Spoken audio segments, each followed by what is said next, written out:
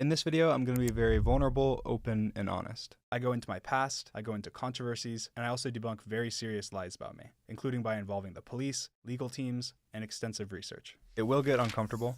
I will get into details of my life that you probably don't want to hear, and I don't particularly want to share either, but it feels necessary given the circumstances, and honesty and truth is my top priority. As you guys have probably noticed, I took a long break from YouTube, and since the face reveal, I've hardly really uploaded. And I've really focused on other things and separated myself from a lot of the stuff I was doing before. You may think that this was due to the hate from the face reveal, or for other reasons, but really there was something else that happened right after the face reveal, and it really made me step back from what I was doing and have a lot less passion. If you've been on the internet recently, you've probably heard or seen some pretty crazy stuff about me. Whether it's the voice actor of Gumball attacking me, or accusations against me regarding grooming, you've probably heard a lot of pretty crazy stuff. I thought it's extremely important for me to make this video and provide as much information as I can. And I just want to right off the bat state as clearly as I can that these allegations are not true. I plan on going to extreme detail to prove that in this video. And to all the people that are spreading lies, fabricating stories, and making false accusations for fun, or because they think it's funny. I don't care. I've accepted I'm a horrible person. This is not funny. This is not a joke. This is people's lives, ranging from my own, my family, my employees, to actual victims that stories won't be heard or believed in the future because of this. I understand that some things in this video are much more important than others, so I split this video up into chapters, and you can skip to and watch the parts that are most important to you. I will say that everything in this video is very relevant. I think they're all vital topics to include because they help clear up my character. So yeah, the video has chapters, and if you want to skip around, there's a pinned comment. And again, I realize that nothing in this video is as important as me talking about serious allegations, so I've made it really easy to skip ahead to whatever is most important to you. Just because there's other stuff doesn't mean anything is less important. Monetization on this video is on, but every dollar will go to a charity that's linked in the description. Otherwise, I want to start with the biggest lie I have ever told.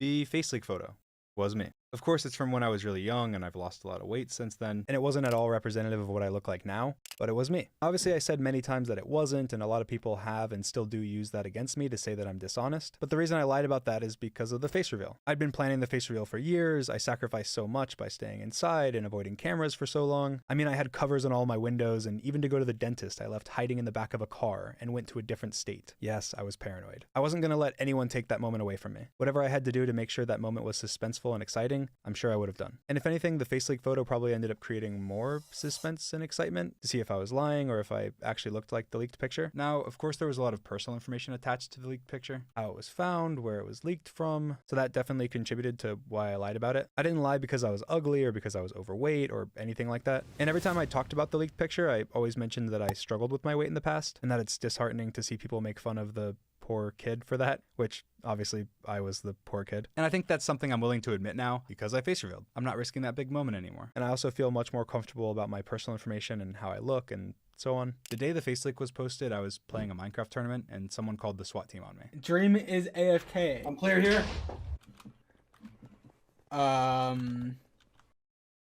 I was put in handcuffs on my front lawn with cops with rifles pointing at me, and I was pretty much swatted from that day on almost daily, to the point where the reason Sapnap moved in with me before my face reveal was to answer the door when police showed up. Because people started camping outside with cameras to try and reveal my face, and I needed someone else to answer the door. When the people that were doxing me thought that they had the wrong address, my family ended up getting swatted, and my mom answered the door thinking that it was pizza for her and my little sister. They were held at gunpoint with police helicopters circling the neighborhood. People showed up at my house, people showed up at my family's house. The first time I ever got swatted, I made sure not to mention it at all. Funnily enough, I actually got interviewed by a SWAT team member while I was muted and playing Minecraft parkour with the SWAT officer right next to me. But yeah, it's just all to show that even though I was very adamant about denying the face leak, it was much more about the fact that there was so much personal information attached to the picture, and I wanted as much separation from it as possible. It had nothing to do with how I look. I'm very proud of my weight loss story, and I was never ashamed about it at all. I think that it's very encouraging to see people accomplish weight loss. I did it all naturally. I lost hundreds of pounds. You have not seen me at my heaviest, and it's one of those things that I think is very encouraging to others. I love inspiring people, so it's a story I'm sure I'll tell in the future. But in that moment,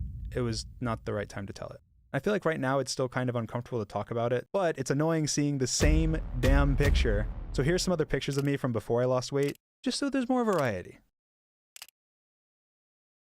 Now moving on to one of the most talked about controversies, the cheating scandal. I'm gonna be pretty concise with this one because it's been covered a million times and most of you are probably pretty sick of hearing about it, but it's still really important to talk about. It's one of the most frequent reasons people point to as to why not to trust me. I did unintentionally cheat on a speedrun that I officially submitted to the leaderboards in 2020, and the speedrun mods were completely in the right for taking it down. I was using a disallowed mod for about a week on my live streams when a new version of Minecraft came out, and I was unaware that this mod existed. When I was defending myself, I didn't know that I'd been using the mod, and it's a really complicated and lengthy explanation of how it's very reasonable that I didn't didn't know that I had the mod, so I can't go into that here. A lot of people say that it's impossible that I wouldn't have known that I was so lucky, but those people don't realize that it was a little bit of luck over a very long period of time, and not a lot of luck at once. It was actually only uncovered by a cheater themselves, who later got exposed for doing that same thing in the past. Yes, that's right, Mine Crevenger, the very same person that first publicly exposed Dream for cheating in his runs, has just been caught cheating himself. And not only cheating once, but cheating multiple world records over a span of more than 2 years. I was defending myself so confidently publicly because me and a developer had already considered and ruled out the possibility that I could have been using a mod. Carl Jobst, a very well-respected YouTuber that also investigates speedruns, made a video going into all the details. It's over an hour long. If you'd like to watch it to understand how that could happen and all the supporting evidence around it, you can. He is very critical of me in it, but here's his short conclusion that backs up what I'm saying from after his thorough investigation. In conjunction with all of the evidence I've seen, I believe the essence of what Dream was claiming in his paste bin was probably true. In my opinion, it is definitely more likely that he really didn't know his drop rates and barter rates were modified. Was it intentional? And I do believe that it probably wasn't. He did a lot of research and interviewed a lot of people to come to that conclusion. He interviewed the mod team, me, developers, and a lot more. He even said something afterwards that applies to a lot of the situations I'm going to talk about today, so I'm going to go ahead and play that clip too. In one breath, people will complain that Dream is a liar, and then in the next, spout made-up assumptions that couldn't be further from the truth. It seems like everyone is lying everywhere.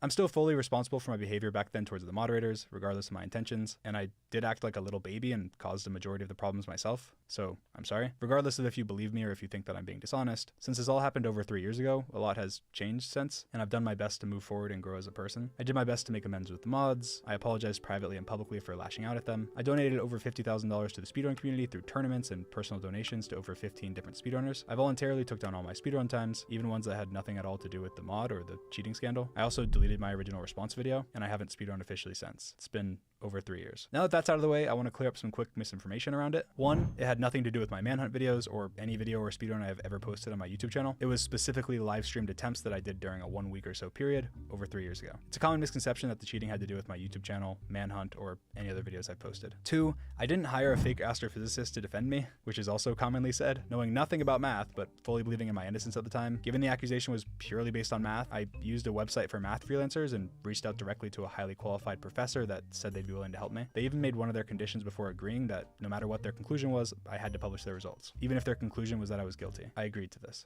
Dream briefly explained the situation, and the expert agreed to help. The expert provided Dream with a few terms, one of them being that Dream post the results no matter the outcome. Obviously, their report ended up getting ripped to shreds, but I had no idea that would be the case. I knew absolutely nothing about math, and I fully believed in my innocence. So when a highly qualified third party was agreeing with me, it made me even more confident and bold. There was many factors as to why the report ended up being bad, partially due to the public pressure and it being rushed, partially due to them not knowing as much about Minecraft as the mod team did, but regardless, I didn't bribe or make up a fake astrophysicist, which is something people frequently say. The speedrun mod team and many other parties independently verified their credentials and the fact that they exist. I also put way more information in the description on this, just for transparency's sake, including proof about the professor, all of my emails to them, and even screenshots of messages that I never provided in the past. I think that's really important to clear up because it's used very, very frequently to say, if he will go as far as to make up a fake astrophysicist to lie, how far will he go with other lies? And I would just like to point out that even though I didn't lie, lying about a Minecraft speedrun is very different than lying about very serious allegations. The next thing I'm going to talk about is a pretty big one that you might not have heard about, but it's a pretty important one. Manatreed. Now, if you don't know who Manatreed is a content creator that I added to my server, the Dream SMP, a couple years ago. They were anonymous like me, and they had a very short career. There was a thread made about Manatreed saying that they doxed him and that he was an IRL friend of mine, had been charged with domestic violence, and that I was trying to hide it. Manatreed was removed from the SMP by me, all of his accounts were deleted, and I made a statement talking about how I don't support domestic violence, I wasn't aware of any domestic violence, and that due to how complicated the situation was, I decided to remove Manatreed from the SMP. I also strongly alluded to the fact that the doxed information was incorrect. Everything I just said was true, except for the fact that Manatreed was my childhood best friend. I came up with the name Manatreed, I made the accounts, I grew up with him, his grandparents were like my grandparents, he was like family to me. The criticism I get to this day related to this is that I intentionally housed and hid an abuser. Because Manatreed was faceless and anonymous like me, people said that it was planned deliberately in order to hide a domestic violence charge. This is not true. In late 2020, he had a lot of problems. He was struggling with homelessness, had been in multiple recent car accidents. I knew I could help him, so I did. I offered him a place to stay, I paid for his groceries and gas for a while, and eventually I came up with the idea to add him to my server. He was my childhood friend, I I trusted him, and he wasn't a risk. I was anonymous, so obviously if I wanted to play games with him, his identity couldn't be known, or it would leak my identity. Whenever the thread first came out saying that Manatreed abused his girlfriend, I responded emotionally, calling people gullible, because I didn't believe that someone I had known for so long and grew up with could do anything like that. And at the time, although no one knew, he lived with me in Sapnet, so it seemed crazy that he could somehow hide it from us. I jumped to the gun and reacted emotionally. Only later did I properly look into everything, and I apologize. After I confronted Manatreed in real life, he claimed that he wasn't an abuser, that he had just had an altercation with another guy, and that his ex-girlfriend got in the middle of it. He claimed that he never hit her, that he had just caught her cheating and was fighting the guy that she was cheating with, that the cops got called, and that he got arrested. This is just what he said. This altercation would have taken place around a year before he moved in with us, and I had no knowledge of it. People thought that domestic violence took place when he lived with us because my address was on a court document of his, but that was far after when he was on probation and had to tell the court where he currently lived. He also lied to us and told us that he was on probation for smoking weed in order to not have us question anything suspicious related to it. Even though he claimed to me that he wasn't abusive to anyone, I couldn't just take him for his word, and so I did research myself. I reached out to his ex-girlfriend and talked to her about it all. She wouldn't really say that much. She said to give Manatreed the best wishes for his future, and that his mistakes were behind her, and that she just wanted to be left alone online. I don't want to push her for information, so because of that, I didn't feel comfortable having Manatreed on the Dream SMP anymore. I didn't have full confidence that he was being honest with me because he had already lied to me, and I was also still faceless and really didn't want to have to dox myself to explain the situation. I decided the best idea would just be to remove him from the server. I had created all of the accounts, so I completely shut them down and removed his access. That meant that there was absolutely no risk that, even if he was lying, he would ever cause future harm because of me. Unfortunately, this wasn't a cut and dry situation. This was one of my childhood best friends that had always treated me with kindness and had lied to me in Sapnet. And unfortunately, due to all of this, I have no contact with him and lost someone that was like family to me. I'll never know the exact truth behind everything. The person that I knew was kind, generous, and compassionate, and I never would have added him to the server if I thought he was anything otherwise. But what I do know is that, other than my initial crude response, I stand by my actions. I think that I navigated a really complex situation the best that I could. I got rid of any risk, supported a victim, made it clear that I didn't support domestic violence, even to the detriment of one of my oldest friendships. I completely understand people that don't know my side of this situation, assuming that this makes me a liar and that it's obvious that I was covering up wrongdoing. I even had creators that thought this until they talked to me about it. It's not unreasonable at all, and that's why I figured I had to talk about it in this video, even if it is personal and uncomfortable.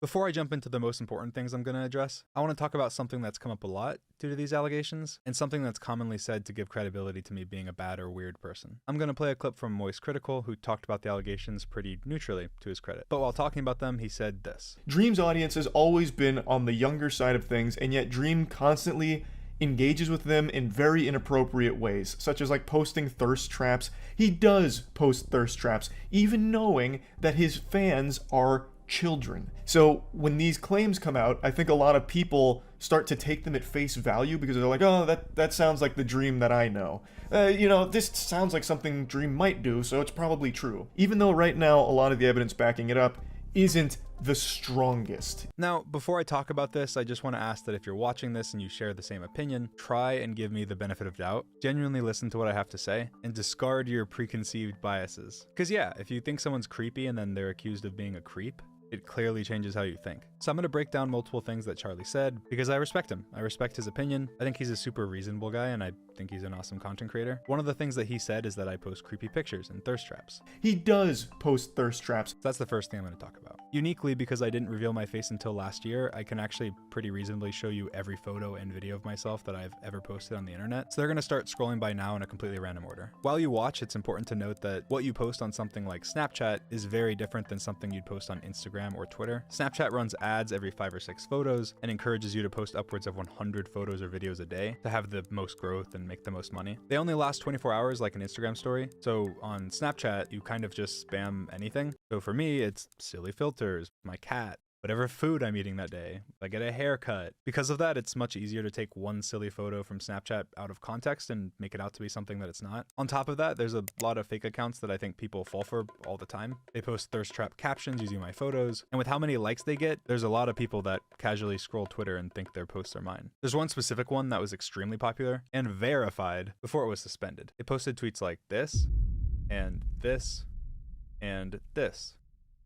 These are just completely normal photos I posted of myself with no caption, but they repost them and put a weird caption. This has fooled tons of people, including people that have made pretty big videos about me, and I wouldn't be surprised at all if Charlie saw this account a couple times and thought its tweets were mine. A lot of people also say stuff like this. I don't know why he still uses Snapchat, it's still kind of weird. I told you, if you're a grown man using Snapchat, which I think is super reasonable to think. If you don't know that there's creator accounts now that work very differently to normal Snapchat accounts, you can promote stuff to millions of people through Snapchat's algorithm, and even as of recently, you can make a lot of money, obviously encouraging you to post whatever random stupid photo you took. I mean, I hardly even log into my Snapchat myself, and even have someone else completely run the account, because there's a manager account feature where I can just post from my personal Snap and never even see any of the messages. I also sometimes have people say that I'm weird because of fan art account likes from my fan art account, so I just want to clarify, I'm not the one behind 99% of the likes. I've never made that public because it is beneficial for artists for people to think that it's me every time, but again, when it's being used against me to say I'm creepy, I have to clarify. Hi, so I've ran Dream's public Snapchat since January 2022.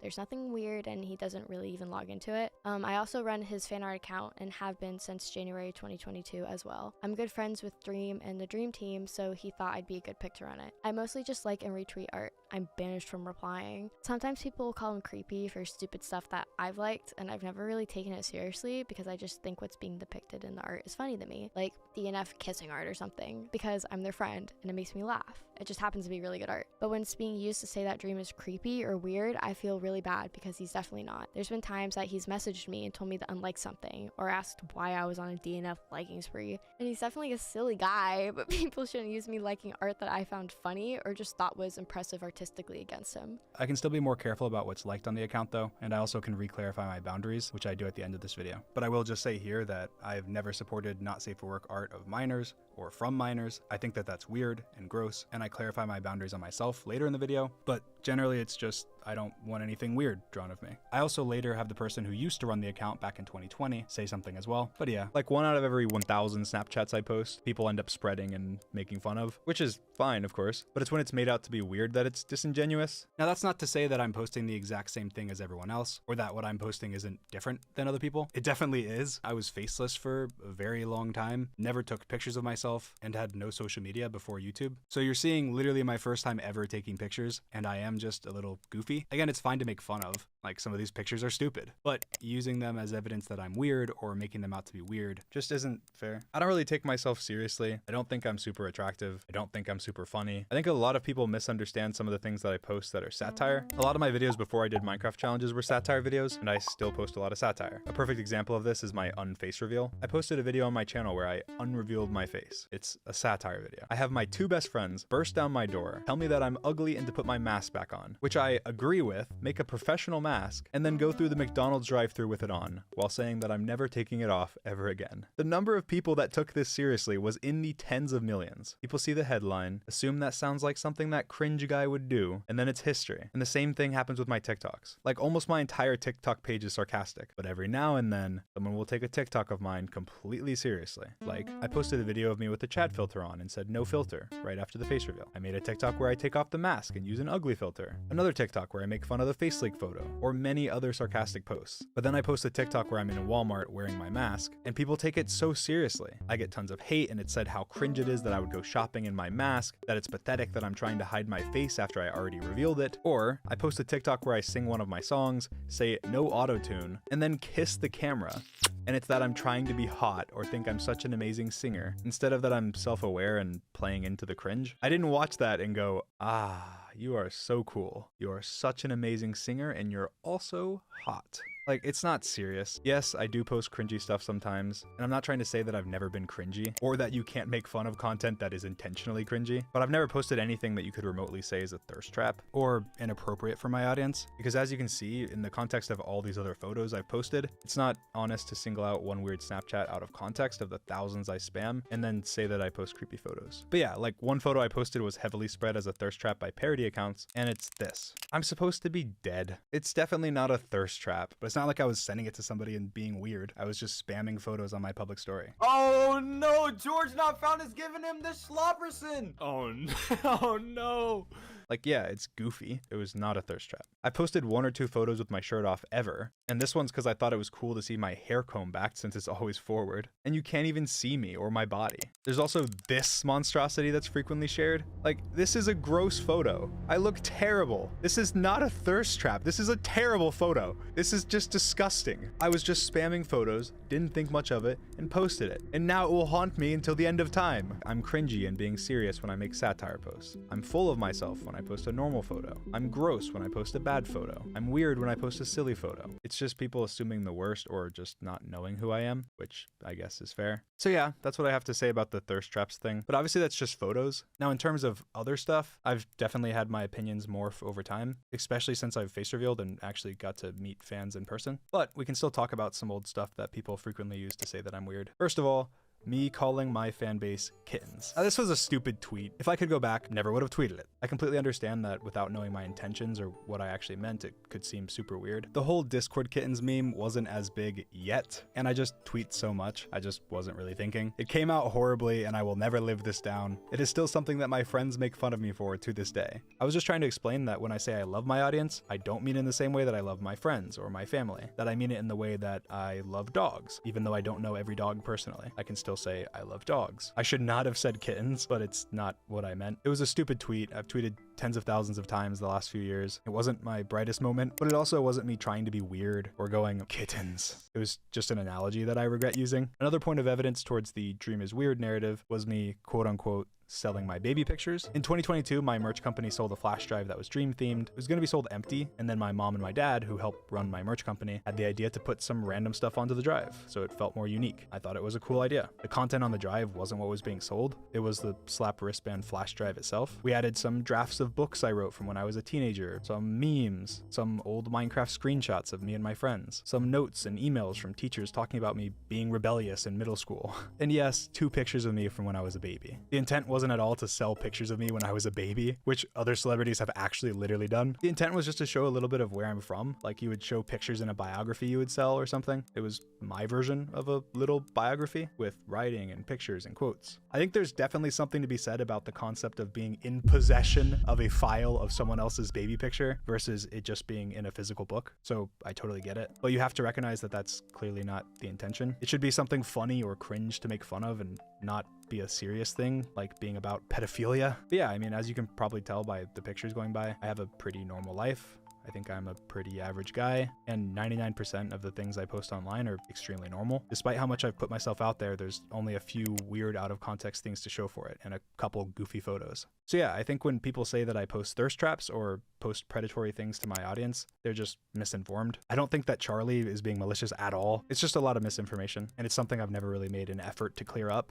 I always lean into the cringe, but when it's being used to strengthen serious allegations, that's when I kind of have to really break down how I am. But yeah, I mean, on top of all that, my audience is not as young as people think. This isn't a hill I'm gonna die on, because I know a lot of people have their minds made up or could not be convinced. Believe it or not, I have one of the oldest audiences in all of Minecraft YouTube. I started YouTube through coding and extremely complex stuff, like reverse engineering PewDiePie's Minecraft seed. My videos, even to this day, are super long, don't have that quick retention style editing or sound effects or anything that a lot of channels do. And I also have a large pro gamer audience because my videos involve a lot of technical skill. My audience outside of YouTube is younger, but the vast majority of people I get recognized by on the street are college aged. And usually dudes being like, "What the f? It's Dream!" On Twitch, I've covered heavy topics. In this video, I'm covering heavy topics. Me and my friends all swear on every other platform, and we're definitely not kids channels in any way. Just because I post Minecraft videos doesn't mean that my audience is just little kids. Most people that watch me either used to play Minecraft or don't even play Minecraft at all. I think Charlie's audience is of course much older than mine, but if I posted photos like these, which to be clear, if I was ripped as hell like Charlie, I would 100%, it would be made out to be predatory because it's me when it's not at all. And that same standard isn't applied to TikTok stars or really anyone else but me, just because I'm the Minecraft guy. A lot of the photos me and Charlie have posted are actually really similar. It's just people cherry picking goofy photos of mine and then making them out to be weird. When it's just me posting random photos, because that's literally part of our job. But yeah, I guess that's all I have to say about that. Now to move on and talk about some really important stuff. Over the last year and a half, there's been a bunch of really serious allegations made against me. Some of them were quickly disproved, others admitted they were lying, but there's still some that I'm gonna address in this video. The first allegation made against me was pretty quickly discarded. It was an allegation of flirting and had some inconsistencies. I'm still taking it seriously though and don't want to overlook anything, so I'm gonna talk about it now. The first ever allegations against me that were spread pretty far were made the day after my face reveal, on October 3rd, 2022. A girl named Anastasia tweeted out, "He's only face revealing because he's scared that I'll do it first." And then she followed it up by tweeting, "I'm too tired / real life struggling to get involved, but the YouTuber trending right now already face revealed to me years ago when he was flirting with me when I was a minor. Obviously, because of my face reveal, it took off, pointing out inconsistencies, asking questions, and so on. I didn't have any inappropriate contact with this person. I didn't have any sexual contact with this person. I hardly even remember who this person is at all. And the only messages I could even find with this person were friendly Twitter DMs. And even in those Twitter DMs, I mentioned that they had 18 in their bio, which they contradict. I definitely didn't face reveal to them. That's an obvious lie. Almost nobody knew what I looked like at all before my face reveal. Not even most of my best friends that had known me my entire life, let alone someone I don't even remember talking to at all. She posted a screenshot of some texts and claimed that they were from me. She showed a screenshot of my TikTok being from your contacts to try and prove that the texts were from me, which people quickly pointed out isn't possible because I have a Google Voice number hooked up to my TikTok, which isn't iMessage like the text. And again, she never claimed any sexual misconduct. She never claimed anything related to nudity or sexting. This was also in early 2020, and she had 18 in her bio. With everything and all the inconsistencies, wasn't taking that seriously. But it's still worth noting because people still somehow say this is one of 3 victims of mine. So yeah, before talking about the next allegation, I just want to address something that I think is pretty important. I see some people say, why respond to fans at all? Or that it doesn't matter what Dream said. The fact that he responded to a fan is creepy. And people saying that are missing a little bit of nuance. First of all, back when I started YouTube in 2019, obviously I had a very small community. Even moving into mid-2020 before the Dream SMP. It's very common that when you have a smaller community, you're trying to grow your community. And part of how you do that is by interacting with people and responding and being active. I've always been pretty active in my community. And when I was really small, I used to respond to just about literally everyone that DM'd me, even if it was just one-word answers. Obviously later on, and as I grew, I replied less and less, and things evolved over time with my fan base growth. Like, as an example, when I started my public Snapchat in 2019, I ran the account, but in early 2020, because I was growing, I completely passed the reins off to someone else, and pretty much never logged into it ever again. Hi, I would like to remain anonymous, so I'm just going to be calling myself Rebecca. I used to run Dream Snapchat starting in 2020. I did that for probably around a year, and I would read through all the messages and I'd screenshot art or funny comments, and I would respond when it was appropriate. There is definitely nothing weird going on this account. Dream hardly even logged into it, and it was mainly me. He never used it inappropriately, and although I no longer work for Dream, I am not aware of him ever acting inappropriate with fans or anyone underage. Most, if not all, of the Snapchats I've posted since then have been through the manager account feature, meaning I use my normal Snapchat and post to my other account like a story, without even ever logging in or seeing any messages. I think that when people talk about messaging or becoming friends with a fan, most people are thinking of a stan or a super obsessive fan, because what makes you a fan? Having watched 1 video, 2 videos, 10, being subscribed? There's levels to it. My point being that when you're talking about messaging someone and it being weird, there has to be a weird dynamic. Obviously, a streamer that's subscribed to me and has watched my videos in the past and DMs me should not be looked at the same as a random person that does the exact same thing. I've had fans of mine turn into friends of mine, but I don't go seeking out friendships with people who have obsessions with me. There's a difference between a fan of mine who reacts to my videos because they're entertaining and makes some content about me because that's what gets views that I end up becoming friends with, than a random stan that posts thirst edits of me. Obviously a massive difference. There's a difference between a random stan in your Twitch chat that watches every stream because they love you, and a regular viewer that's in your community because they have common interests with you that you end up becoming friends with. And at that point, they're no longer a fan. They're a friend. And in some cases, becoming some of the most beloved couples on the internet. My point is that there's a lot of nuance. I think it's a responsibility of a creator to be able to recognize dynamics, avoid any weird ones. You can't just look at the fact that somebody follows you or has watched a couple of your videos and write them off as, oh, they're a fan, therefore we can have no conversation. I was also fans of a lot of my friends before I became friends with them. A lot of people that I ended up hiring as editors or artists or really anything are fans. And then of course you can become friends. Again, the whole point is that there's a lot of specifics to it. You can't just write somebody off completely. But again, that's fans, that's not stans. Otherwise, moving back to the next very important thing.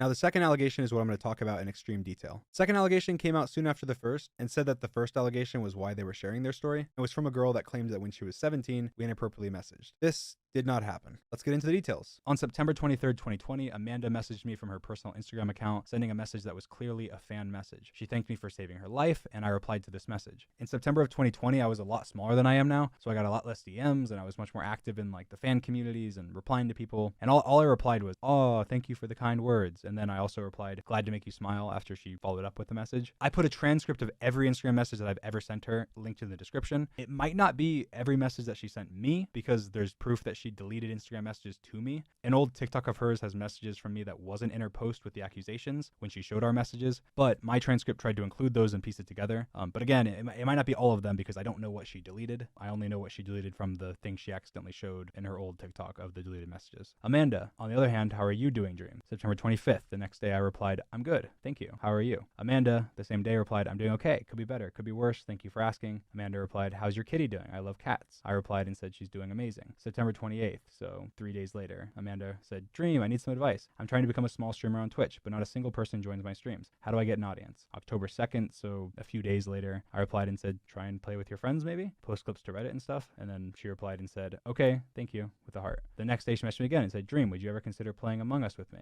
XD. I guess this was during the Among Us craze. We're still in 2020. October 5th, 2020. I replied, maybe, heart. Amanda said, LOL, I'll take the maybe. That would be sick. I didn't reply. This is a month and a little bit later. Amanda said, hi, Dream. And then she sent another message that was deleted after she made the allegations. We don't know what it was. We only know the last couple characters. And again, we only know it exists because she messed up and included it in an old TikTok of hers. And then I replied and later and said, hi.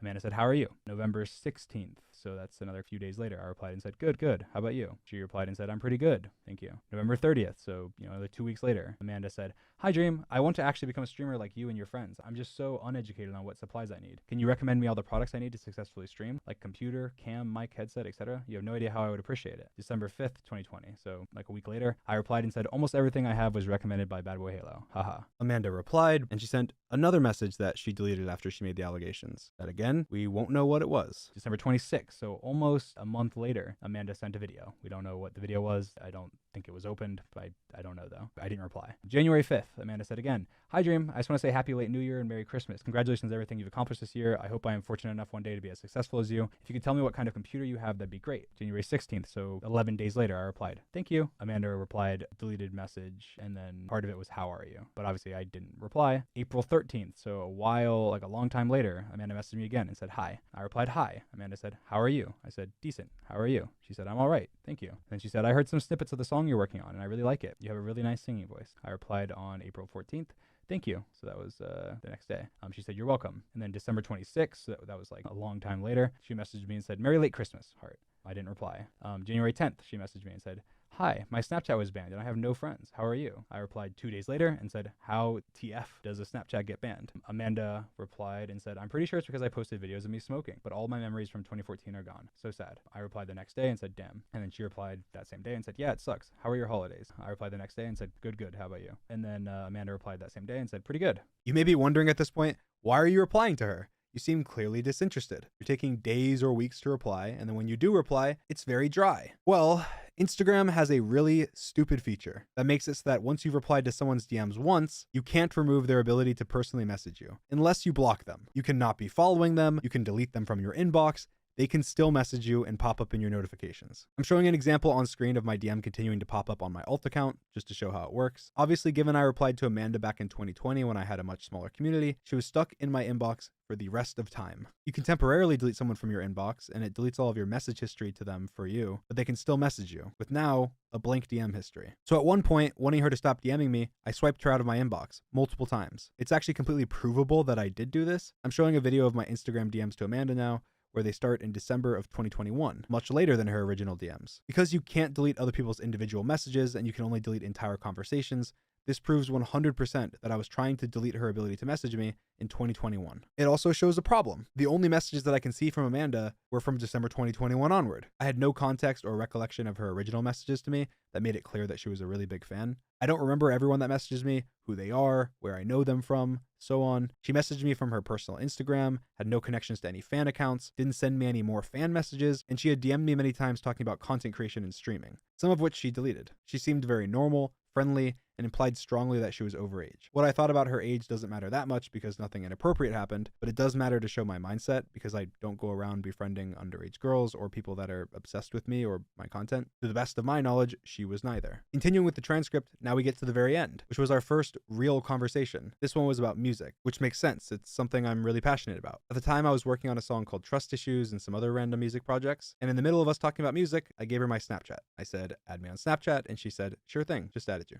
I was sharing music snippets with a bunch of people at the time, and as we were talking about music, I wanted to share them with her. And I'm obviously not going to send snippets of a new song over Instagram. Now, I've pretty much always used Snapchat as one of my main forms of communication. It was actually the first social media I ever got because a friend of mine wanted to start a streak with me, and it's something I started using a lot more when I became faceless on YouTube, because yeah, stuff is deleted. You don't have to stress over people analyzing or leaking everything you say. And for me, even for something as simple as a picture of my cat, people used to zoom into my cat's eyes to look at the reflection to try and dox me. This was not uncommon at all. So of course I felt much more comfortable using Snapchat during this period, especially with people that I wasn't great friends with, but even with my best friends. Now let's go over her actual claims in detail. Amanda claims that after I added her on Snapchat on January 17th, 2022, that we started sexting. She showed that her birthday, when she would turn 18, is on February 17th, exactly a month later. She claims that we sexted from around the 17th of January, the day I added her on Snapchat, to the 10th of February, and then that it stopped. She said that while she was still underage, we exchanged nudes. Her evidence of this was 2 photos of supposedly me from after she was 18 complimenting her. Her final important claim was that she traveled to Orlando in August and that we planned to meet up and have sex. And I just want to make sure that I blatantly deny this before continuing.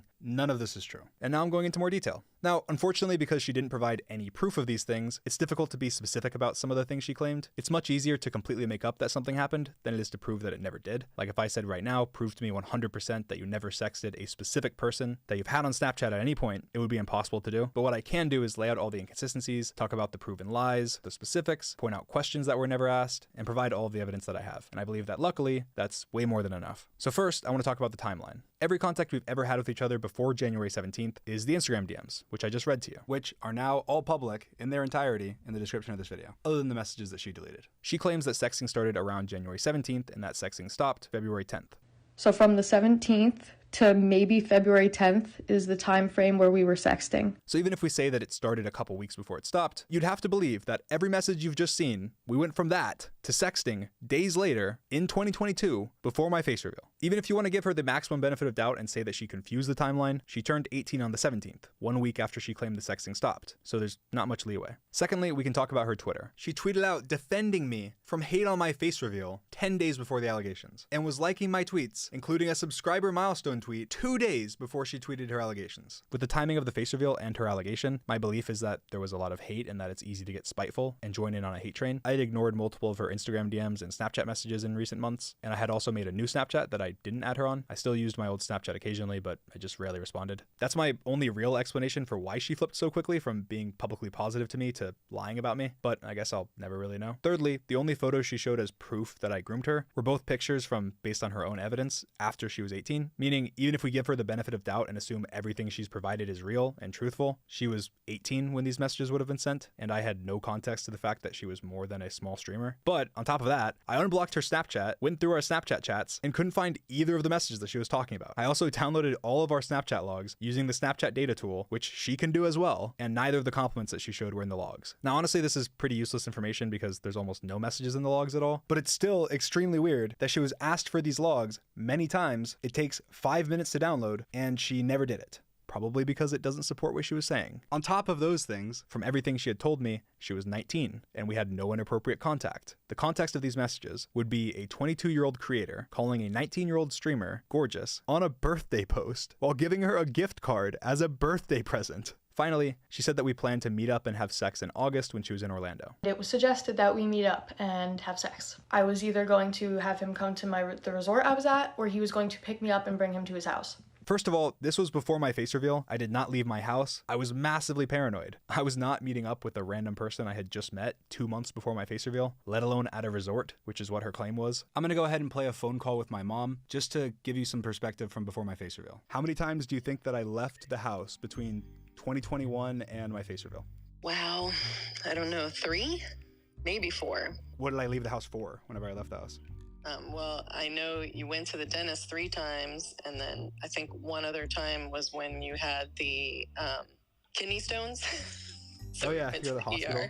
Yeah. I think those were the only times you left the house, and we were worried because we didn't want you to call 911 because we didn't even know if they would come because of all the fake swattings and everything. So I had to come get you and take you to the hospital. So it was probably 5 times that you left. Okay, what was the process when we did leave the house? What was the process like? Crazy. I pulled into the garage, shut the garage door. You would get in the back seat, way back of the van, with a blanket over yourself, and you wouldn't come out from under the blanket until we were on the highway. I was a little paranoid. A little bit. What was the inside of the house like? What precautions did we take? Oh my gosh, it was like a cave. Every window was covered, even the high windows that were arches. We had to like tape curtains over them so that even a drone wouldn't be able to see in. Everything was covered. Yeah, so we had the banker come to the house because you wouldn't go out of the house, but we needed to set up bank accounts. Whatever it was that needed to happen, we were the ones that did it so that you didn't have to go out.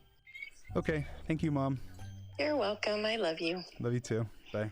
Again, as you can probably tell, what she claims definitely didn't happen. Either she's telling the truth and her story makes sense, or she's not, and it doesn't. Now, some other stuff to note. After her allegations, she deleted a lot of evidence. She unliked a lot of tweets she had liked. She deleted replies of hers on Twitter and TikTok that hurt her credibility or contradicted what she was saying. She deleted Instagram DMs to me and only got caught because she accidentally showed them in an old TikTok of hers. And that's all completely factual and documented. Later, she was bragging on TikTok, calling people doubting her jealous, saying, "I'm gorgeous and my favorite YouTuber thought so too. It's giving jealous." Not treating the serious situation that she claimed happened seriously at all. People also found old tweets of hers where she was replying very inappropriately to other streamer friends of mine. She was even banned in one of my friend's chats for saying she wanted to sit on his face. These accounts weren't linked to her Instagram, so I would have had no idea about them. She also replied to fans of mine questioning her with slurs. She also said that she was gonna lie and tell me that she was 18, but that she changed her mind, I guess. So I was going to lie and tell him I was 18.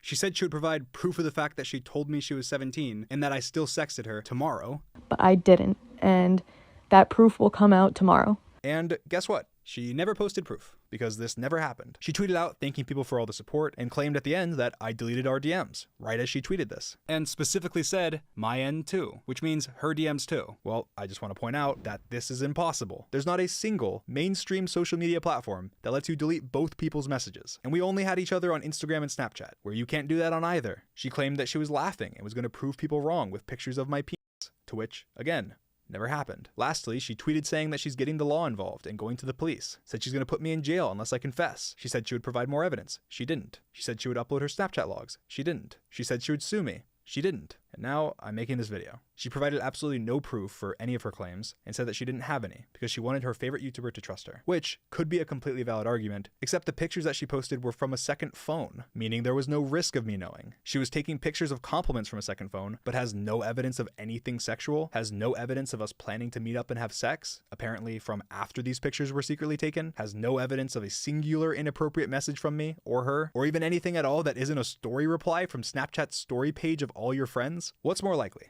She happens to have no evidence of anything she's claiming, even from things she claimed happened after she was taking pictures secretly using a second phone, or she doesn't have any evidence because it didn't happen. She factually deleted and hid messages. She factually lied about me deleting messages that I didn't. She called people doubting her jealous of her, was banned from streamers' chats before this for posting sexual things, and she lied about having specific pieces of evidence that she never provided because they don't exist. If she's willing to factually lie, cover up, and hide things, how can you trust anything else she says as being representative of the truth? Lastly, once again, she said she was going to take legal action. She then tweeted a picture of the inside of a police station and also said she'll come back with more evidence, to be patient, that it's a process, and that it could be days. And that's her last tweet. It's been almost a year and a half now. Obviously, nothing happened. I waited and waited. Then I got impatient, so I asked my legal team to look more into it. They got all of her information, and after filing many requests, they couldn't find anything. So, annoyed and still impatient, I asked them to get more specific. And after a lot of digging, my legal team was able to track down exactly where this picture is from based on the colors of the walls, the cameras, and a plaque outside the door. Then had someone go to the police station and requested specific records from this specific police station, and checked every record they could, criminal and civil. I didn't find anything under either one of those names. And there was no information at all. I was not even in their system. So you're not listed in my system at all. So if you want to believe everything she said, you have to believe either one of these two things. Either one, she lied, this photo is fake, she never filed anything, and if she's lying about that, why would she not be lying about literally everything else? Or two, the picture is real, and whatever story she told didn't even meet the minimum required standard of proof to file a single piece of paperwork that my legal team could find in over a year and a half. I also sent a photocopy of my driver's license identification to this specific police station, a copy of Amanda's information, and let them know I was happy to answer any questions, to which, again, nothing ever happened. Not a single question, there was not a single case, accusation, or anything substantial enough to even have me in any system. And inevitably, when after this video, she makes another thread or another post reiterating the same lies that she has already said, or promising even more things that she never follows through on, go to the police or sue me. The standard of proof for you suing me is only proving that it's more likely than not that you're telling the truth. 51%. Come take my money. But she won't. Because if she does, they're not going to treat it like it's Twitter. She's going to have to address all the lies. She's going to have to address all the inconsistencies. She's going to have to address her weird comments, her false promises, her character, and most importantly, be held accountable in her real life for what she's saying. This isn't online drama. This is real life stuff. There are real victims that have been manipulated, abused, and taken advantage of. Amanda, you are hurting actual victims. You are diminishing the very real trauma that victims of grooming and abuse have gone through. You are making it harder for real victims of abuse to come forward. You are not a victim. You are not doing a good thing. No matter how terrible you think I am, or that the ends justify the means, you are hurting victims. Just in case this video isn't enough for you to realize that, check your mailbox. And that's all I have to say about these allegations.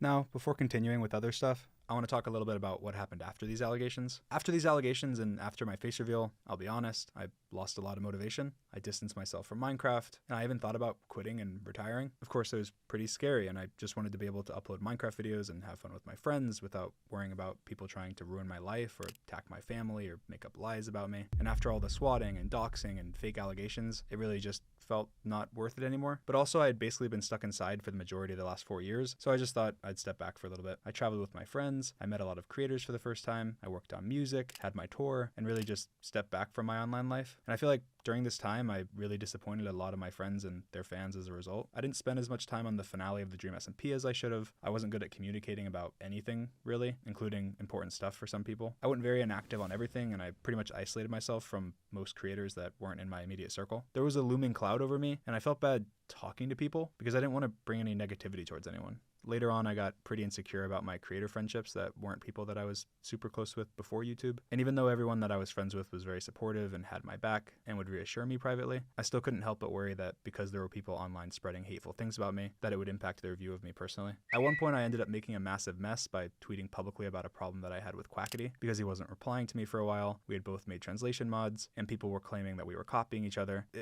It was just a mess. I was 100% wrong with taking anything public. Anything that can be handled in private should be handled in private, and I've always had that belief. So the way that I handled it was totally screwed up even by my own standards. It was completely driven by fear and insecurity over my friendships, and it was not something that Quackity deserved at all. If Quackity didn't want to reply to me about it or wanted to ignore it, that was entirely within his right to do, especially given the awkward circumstances of everything. I'm extremely proud of everything Quackity has done with his project, the QSMP, and genuinely he did it way better than I ever could have. It's incredible, and everyone really should go check it out. I should have focused completely on the good that came from it all and not let myself get stuck on trying to work something out as friends when he seemed perfectly fine working on his own thing with his own community. Again, there's a lot of things that can explain my mindset, but at the end of the day, I'm sorry to Quackity and his community for creating unnecessary drama, and I hope that people can try and understand my mindset, where I was coming from, and that even if it doesn't seem like it, it's all from a place of love and care for my friends and the community. It was just an emotional time, and I made a mistake. After that, obviously even more time passed, and again, there was nothing new with the allegation. There was no updates. I talked to a lot of people for updated advice, lawyers, PR people, people with experience, and everyone told me that it's in my best interest to stay quiet. As time went on, I disagreed more and more and decided that I was going to respond against their advice. So during a live stream, I mentioned that I was going to respond soon and talked about the allegation a little bit. And of course, after this, clips of what I said were taken out of context. People were spreading far and wide that I admitted to grooming and a lot of other really impactful lies. And of course, because of this, a lot of people on Twitter took it as an opportunity to joke about me being a pedophile. And one of those people was named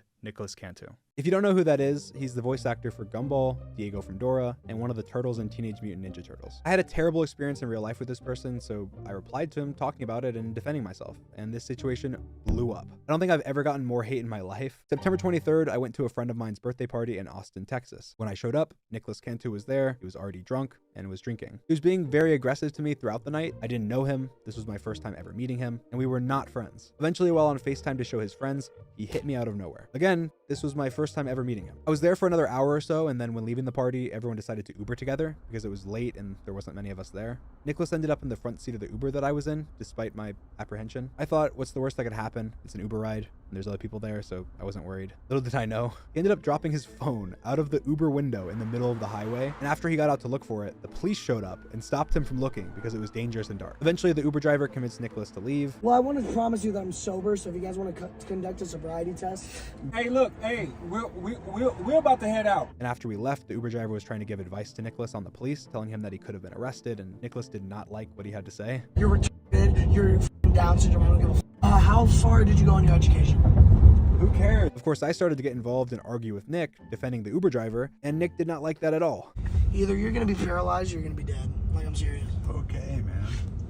And he was saying this, of course, after he had already assaulted me. While this was all happening, one of the other two people in the car with me that I also just met that night was recording him. He was aware of this, and he was actually the one that asked to be recorded. Thanks for recording, by the way. How long is this? But yeah, this YouTube video is going to be nuts. Subscribe to the Kanzu Network. Tune your sets right there. The next day, Nicholas sent me a very nice DM saying that he was sorry for hitting me, that he was having a really rough night, and that he was high and drunk, and said that he was sorry for spreading false allegations that he knew nothing about, saying that he recognized it could ruin people's lives. Complimented me, called me humble, grounded, and a good human. I didn't accept this apology, but I moved on, and honestly, I felt kind of bad for him. I recognized that he was once a child actor, and I feel like there's a lot of bad stuff in that industry, so I felt a little bit of sympathy. I hoped he would just learn from the mistakes he made that night and move on. But then, of course, Nicholas started tweeting, spreading the same lies about me that he had already apologized for spreading and recognized could ruin people's lives. He was also wishing death upon me publicly in Twitter replies, and that's when I realized it wasn't just one bad night, and people needed to know about this. After I shared my experiences with him, he denied everything. He DM'd me saying I was lying, saying that if there wasn't video proof, it's all lies. He tweeted denying it all, which he deleted. And then he tweeted lying more about the situation, but also admitting to some stuff while underplaying it. He blatantly lied about the fact that he tipped the Uber driver when he didn't. He blatantly lied about me sending unsolicited dick pics to people. He also deleted that tweet almost immediately after. He blatantly lied about the reason he hit me and claimed I called the girl a whore and got slapped for it, which again was later recanted, but not after millions of people had already seen those lies. Nicholas tried DMing one of the people that was in the Uber that night with us to try and get them on his side as a witness. That caused the person, who I didn't know at all, to message me and tell me that they had videos of him being horrible from that night and that they don't like that he's pretending to be innocent. I asked them if they'd be willing to send me the videos so I could back up my story since he was denying it and lying, and they told me that he was threatening them to make sure they didn't give me the videos. After I ended up finally getting the videos, I posted them. I needed to defend myself against the lies that he was telling and wanted to share the proof. I also posted screenshots of texts between me and the Uber driver, confirming that he had blatantly lied and didn't even tip the Uber driver. After I posted this, Nicholas went silent, deleted his tweets, and hasn't said anything publicly since. People still think that I lied and faked the Uber driver's text, or many other lies that were falsely spread by Nicholas or other people online. So I got in contact with the Uber driver from that night, I interviewed him, and I'll let him speak for himself to help clear some things up. Hey, what's the worst that can happen? It's an Uber drive. And what's the worst that can happen? What's the worst that can happen? It happened. Either you're going to be paralyzed or you're going to be dead. Like, I'm serious. Okay, man. What's going on, man? This is our Uber driver, who happens to be one of the highest rated Uber drivers in all of Texas. He agreed to come share his recollection of what happened, so I'm just gonna let him talk. When I picked you guys up, you know, he had a lot of energy. He was wild, like putting his head outside filming. The phone dropped out of the car. When the cop showed up, the cop came up to the car at first and was talking to him. And the way that he was speaking to the cop, he was speaking like down on the cop. And I'm like, man, like, you need to be quiet because you're gonna go to jail if you keep talking to the cops like that. As soon as I said that, not even 20 seconds, the cop came and he was like, you get out the car, you're going to jail. I'm trying to save you from going to jail because I don't want nobody to go to jail, period. He kept saying something about like IQ, like he felt like he was better. And I was like, nobody cares about your IQ. There's a lot of people with high IQs in jail right now. So what are you gonna tell him? You're gonna talk to him and say that you're a child star while you're in jail? So I was like, I'm trying to help you out. I don't want you to go to jail, even after you're acting crazy and wild, which most Uber drivers would have left you. You never said anything negative towards him while he was saying all this stuff. Majority of the stuff didn't make it on the tape. I think he was going through a lot of other things besides just being drunk. And the thing is, it doesn't really matter what he was on, what he was going through, the way he was acting, it was unacceptable. 50 or 60%, I may be wrong about the number, but something like that of all violence has alcohol in it. So if that was the case, all these people would be getting away with it. Like y'all kept saying, I'm sorry, like we just met him. You're gonna be forgotten like the dust in the sand when you're in the Sahara and there's 100 million, 1,000 billion sand particles. You're gonna be one of those, and I'm gonna be a statue erected in gold. Yeah, he went all into the Egyptian king and the like. He's real creative. Yeah, did he ever tip you anything? No, that was another lie. Well, I don't know why he said that. And you know what? At the end of the day, it doesn't even matter about the tip or anything like that. Don't say it if you're not going to do it. And don't say it at all. I wasn't begging you guys for a tip or anything like that. Man, it was an eventful night. I don't know why a lot of people think that you were the one that was doing all these things and making all this stuff up and you wanted to do all this. I was like, he was the one that was trying to stop everything the most.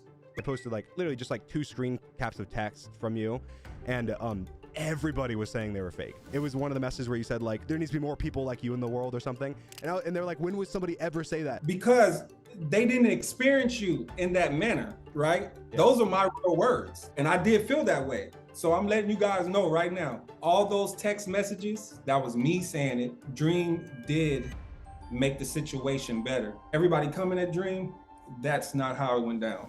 It was nothing like that. And now you're telling me how you got hit, and it showed me who you are. The first impression of somebody is the lasting impression. And you were nothing but respectful since you got in the vehicle.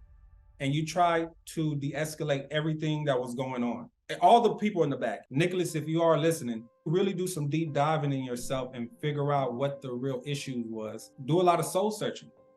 Because you are intelligent, because I could tell some of your comebacks and what were you saying, but the way you were acting was more of a cry for help. Whatever you're going through, you got to fight and you got to get some help. Don't fight other people. Fight what you're going through. At the end of the day, I know we all make bad decisions and we have to learn the lesson from it. And this was just a bad decision that you made, and just learn from it. And all the different YouTubers and all the different people that were commenting about the situation, I do understand the entertainment part of it, right? And it's just seen a lot of memes and everything, but I was reading a lot of comments. He was saying this, or he was saying that, or it doesn't make sense. All that stuff doesn't mean anything if you were not there. It's just speculation. And if somebody older is trying to help you guys out, my advice is for you guys to listen. That's it. That's all you have to do. But you don't have to be negative towards them.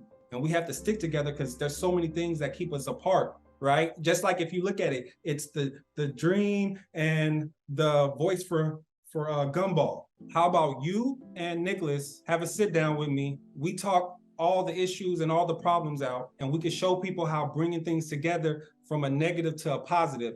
And that was, see how that spreads. It's in the universe. Amazing, man. Well, thank you so much. I really appreciate you coming on. I posted a longer version of this interview on my second channel if you'd like more context. We talked for a long time. Now, before I show you the most insane, hair loss inducing mayhem I have ever seen on Twitter that took place after I posted this video of him, I need to reiterate a couple facts. 1, I just met Nicholas. He was already drunk when I met him. 2, the party was not my party. I did not provide alcohol to anyone. 3, I did not know how old Nicholas was. And here's a video of what Nicholas said after I found out his age and critiqued him for drinking in front of the cops. Why are you a narc pedophile? 4, I was not the one recording, and I only posted the video because he was lying and saying unless there's video proof, it didn't happen. So yeah, now that that's clarified, enjoy.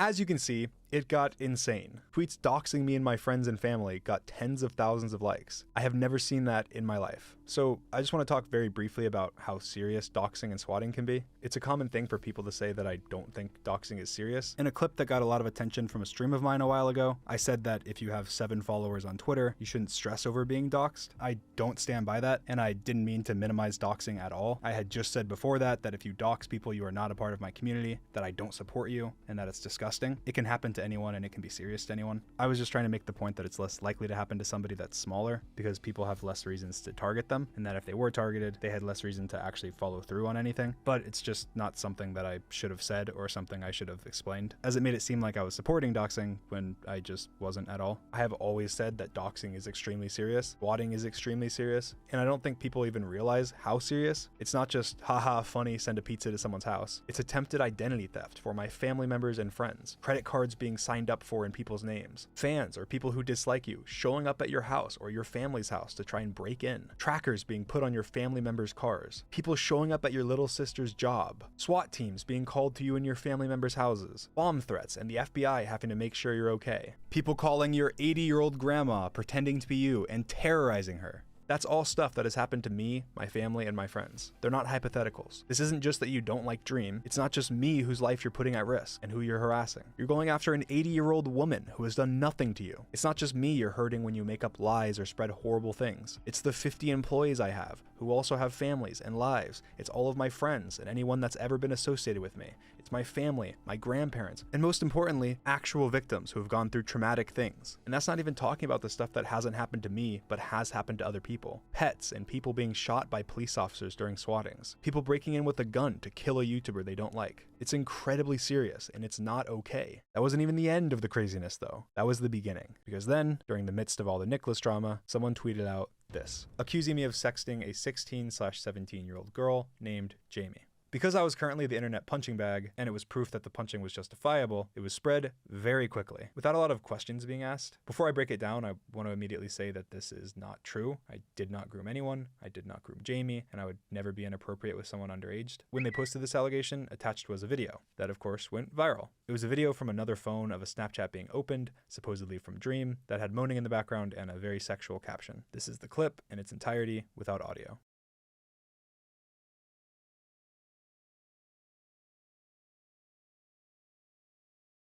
They also attached screenshots of Discord DMs between anonymous people who were claimed to be two friends of Dream's and said it was them discussing me having sexted a minor. In these screenshots, they say that I was confronted about it and that I admitted it. I've shown you every piece of evidence they posted without changes, and I've mentioned everything that they've claimed. Now, just to reiterate, this is not true. Every piece of evidence is either out of context, edited, blatantly lied about, or presented in a very disingenuous way. Again, I did not groom anyone. I also was never confronted about grooming by any of my friends. Now, of course, when something like this is claimed, it's extremely serious, so I'm gonna break it down in detail. Okay, so who is this accusation from? It's from an anonymous burner account made the day of the accusation, which is interesting. So we don't know who they are, but we do know who the victim is. Jamie, right? And how old did they say she was? They said 16/17, okay. So what else do we know about Jamie? They said she left the internet in 2020. So because they apparently can't, let me tell you who Jamie is. I follow Jamie on Twitter, which people quickly pointed to as proof. As you can see, Jamie is also followed by Skeppy, Verb, and Spifey, other YouTubers from the community. I met Jamie when I wasn't even a YouTuber. I had just posted my first ever YouTube video less than a month before. I had less than 100 followers on Twitter the month that I met her. I made a lot of friends around this time because I wasn't a big creator and I was part of a lot of online communities as a fan. She played on Bad Boy Halo's Minecraft server and was a fan of Skeppy. I was trying to grow and make connections, and I had pretty much just made my Twitter account, so I made a lot of friends. Many people from this time I'm still friends with to this day.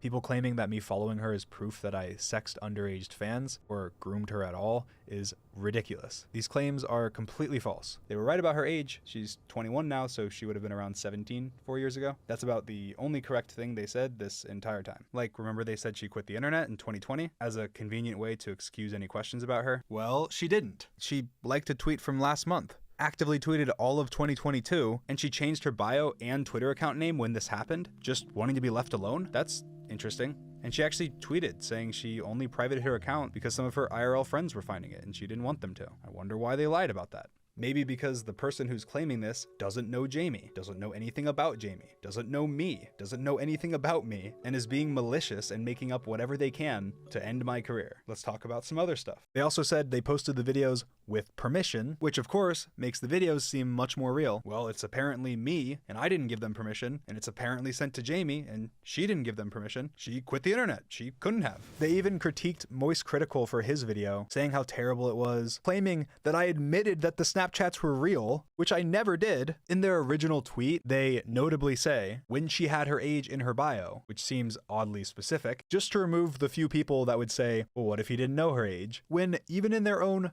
proof, which is random Discord messages with no context or who the messages even are, in another part of their screenshot, anonymous person number 2 says this, but for some reason, that's cropped out of their tweets because they don't even know what the screenshots they're using as evidence say. They don't care about the truth. They're just making things up as they go. And because it's a claim against me, people will just believe it. They can say, Jamie left the internet. No proof, but I guess she did. They say they got permission to post these videos. I guess they did. They post a video of Snapchats. Say it's mine. They never show the Snapchat profile or any proof that it's my Snapchat, but I guess you can't change your Snapchat name for free to anything at any time as many times as you want. So it must be Dream. No more evidence needed. They're telling the truth. Even with what little context and evidence they have to crop things and lie to try and hide the fact that they know nothing. But the burner seemed so confident. They couldn't be being malicious. They even put in their bio that if Dream reached out, they would personally give him their information so that he could sue them because everything they were saying was 100% true. Oh, what?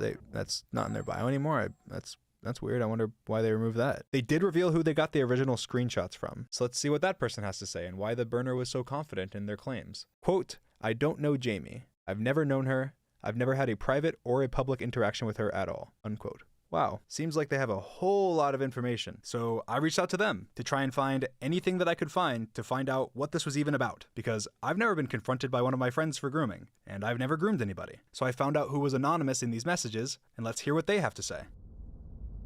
These screenshots are extremely out of context and used disingenuously to tell a story about Dream that isn't true at all. I haven't spoken to Dream in a very long time, but to my knowledge he has not interacted with underage fans inappropriately or in any way that could be considered grooming. These DMs were posted by the burner without my permission and without ever contacting me beforehand. They were sent to the burner by a vulnerable person that was upset and being taken advantage of while under the influence of alcohol. I want to be anonymous and stay completely out of this because all of the terrible stuff I've seen happen to everyone mentioned on both sides is very scary. This conversation was private in my life and no one deserves to have their personal life dug through because of anonymous people making false claims without knowledge or context about anything they're saying. This person was not involved at all and did not consent to anything. Now, if you're a little confused, I am too. This is a burner account making up things. Their story makes no sense. Okay, so let's just summarize this. This allegation is not from a victim. It is from an anonymous Twitter account that was made the same day as the allegation. This anonymous person claims that I groomed a girl named Jamie. They did not ever contact Jamie.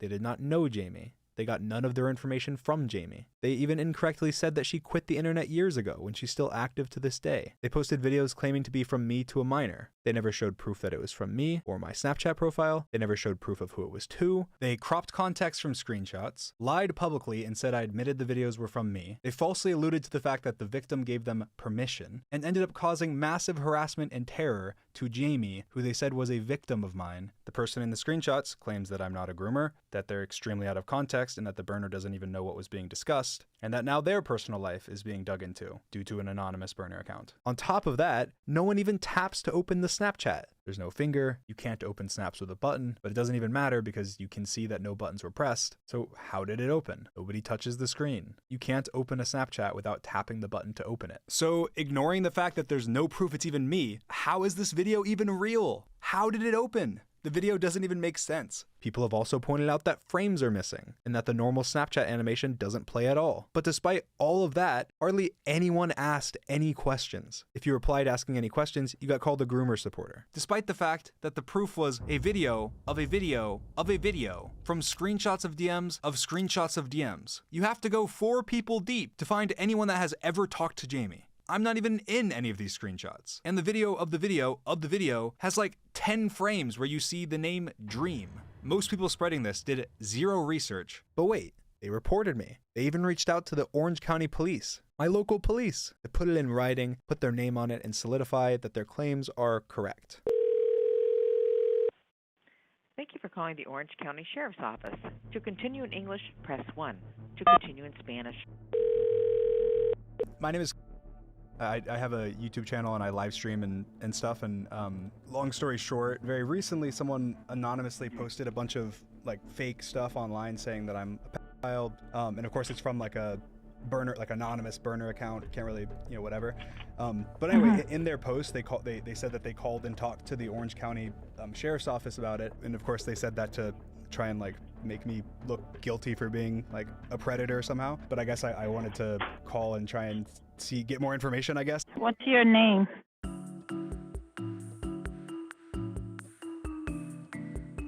People are there, they're slandering you. There's nothing, and this is we have a very broad database. Nothing, no interaction. I did last name, last name, nothing.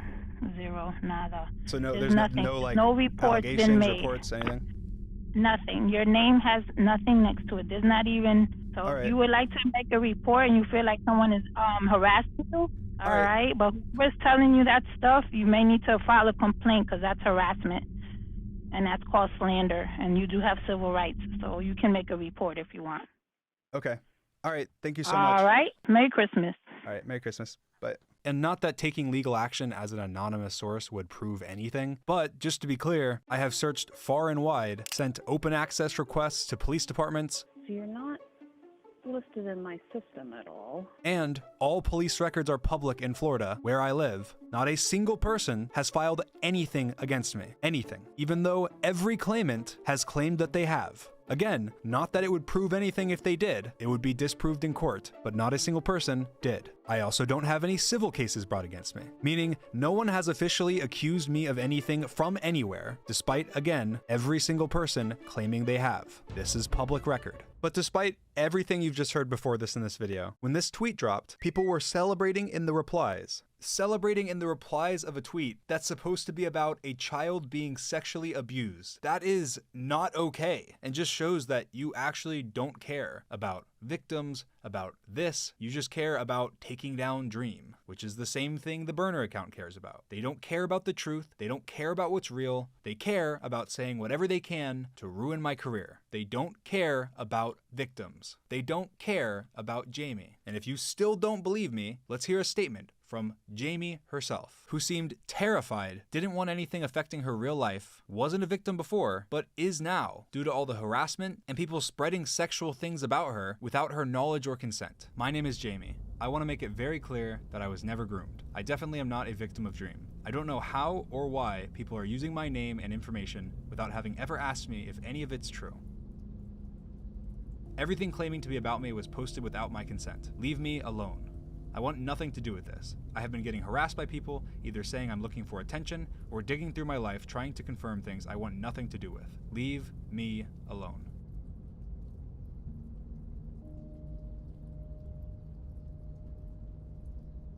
Jamie's Twitter account got locked for suspicious activity after she was blocking all of her friends, so none of them would see the things being said online about her. She didn't quit the internet in 2020 like the burner claimed, but she probably will now. She had to change all of her social media ads, and people were messaging friends of hers, all because an anonymous person made a claim on her behalf without even knowing if it's true, spreading sexual stories about her as a minor to millions of people, creating victims in the process. Hope it was worth it. So I'm sorry, Jamie. I'm sorry that you were used as bait. I'm sorry that you have your life being dug through by people. And I'm sorry to all victims that have to see this, that have more fear about coming forward, because all this is terrible and no one wins. And I'm sorry to anyone else that got involved or dragged into it. Sorry for those that were taken advantage of. I'm sorry for those that were lied to. Again, no one wins. It's incredibly hard to navigate these situations. There's no benefit to somebody putting their name and face out there to defend me or clear up complete lies if even when someone's completely in the wrong, they're still praised as a hero because it's against Dream. As I was literally about to post this video, another burner thread by a different burner was made about Jamie, claiming 24 pages of evidence that I groomed her. And the very first line of their document, the Twitter account Burner22 recently provided a screenshot of a Twitter DM conversation between them and someone by the name of Jamie. This is massively incorrect, a lie, and never happened, as you now know. The burner account was not any of the people in any of the messages, never spoke with Jamie, and the actual person in these messages has made a statement in this video debunking this, as well as Jamie. And this is the first line of their 24 pages. Their proof was all to show that I knew Jamie, followed Jamie, and that Jamie was a minor. All things that they didn't need to stalk her to do. Maybe let victims speak instead of digging into their lives. Their Proof digs so much further into Jamie's life, including by stalking 4-year-old Twitter accounts of hers using the Wayback Machine, so that even content that she deleted and content from her private accounts are now being stalked. Leave her alone. This tweet has 40,000 likes in 10 hours as of me making this. This is ridiculous. Anyways, I tweeted when I first saw this claim, pointing a finger at someone that I thought was behind the burner account. I was messaged by multiple friends with proof linking them to the account. They were the only non-anonymous name on any of the screenshots, have a massive dislike for me, and were actively replying to the allegation. So my obvious assumption was that they are behind the account. This person used to be a friend of mine many years ago, and we are no longer friends for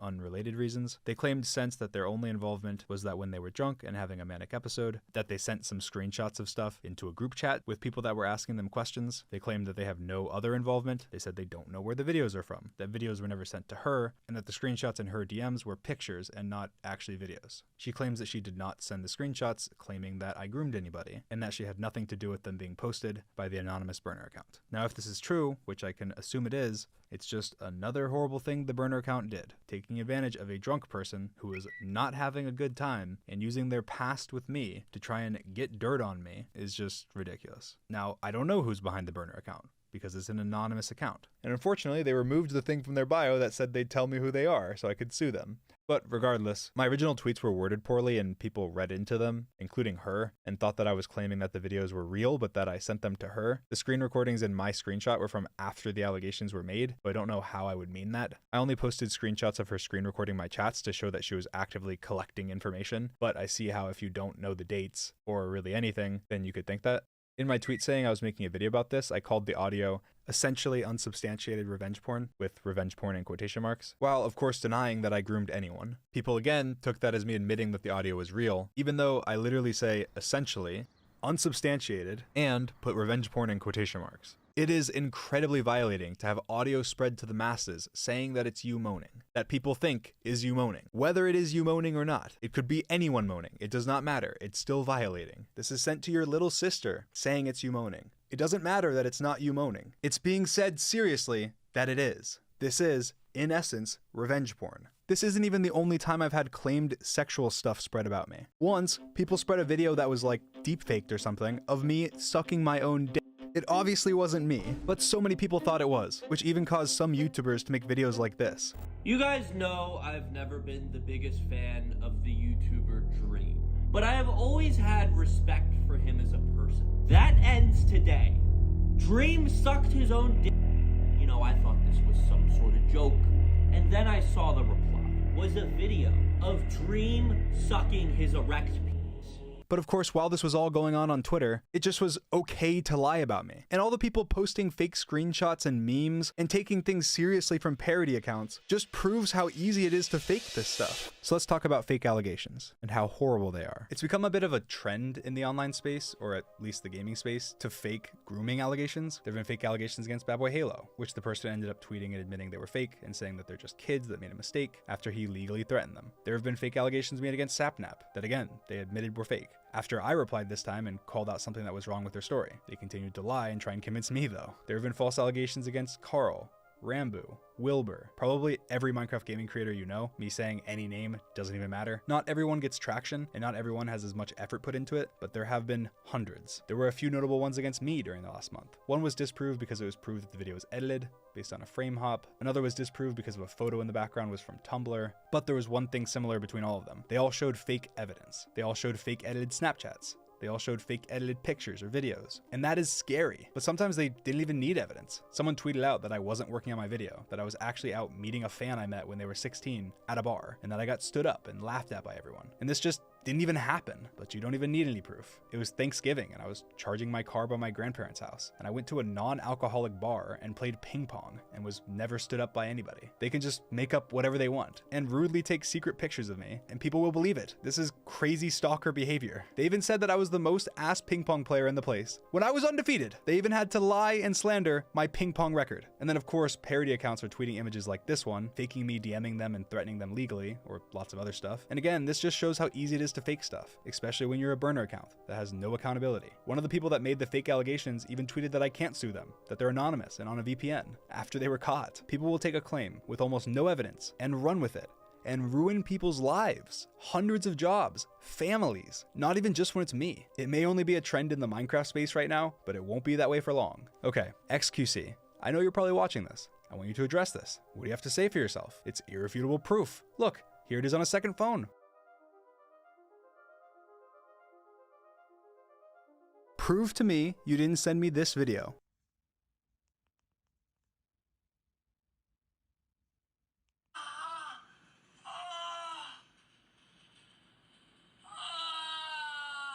Or you're a pervert. Forever. And everyone watching this will now know it. Or Pokimane, you've been getting some hate for your cookie prices recently. And I don't mean to expose you, but you did say this to me.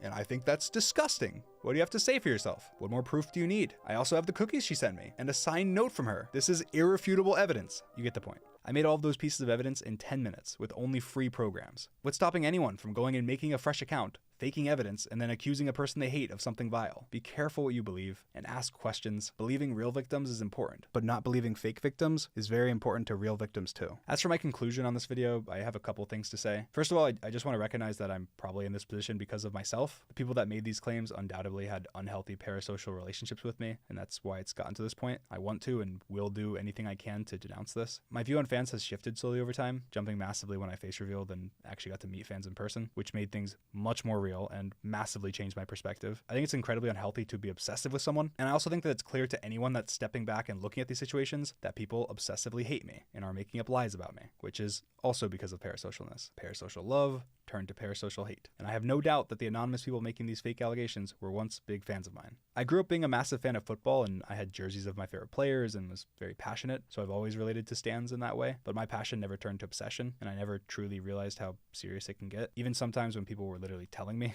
I think that part of why I'm in the position that I'm in right now is because I started pulling away from my fans after my face reveal. Meeting fans in person made things much more real, and I wasn't so chronically online anymore because I actually had real life and things to do. I think that the fact that I'm a very relaxed person overall that has relaxed boundaries has encouraged that type of behavior too, so I'm just going to re-clarify some of my boundaries. One, I don't support any sexually explicit art of me or my friends. It never bothered me personally that much because I don't really care about anything, but it is just weird, especially if you're a minor and drawing anything like that. That's gross. I don't support anything inappropriate for minors at all. Art, TikToks, comments, anything. It's gross. 2, serious shipping is bad. I think that prying into people's private relationships, being deeply speculative or anything like that is terrible. I don't mind jokes. I don't mind doing it for fun, but anything serious really crosses the line. Again, I've always found it funny being shipped with George because we're not dating and we're friends. But if you genuinely think that we are dating and it's part of your personality or you obsess over it, you need to get off the internet. That is not healthy. I'm sure I'll make more clarifications in the future, but I just don't want anything weird. Don't obsess over me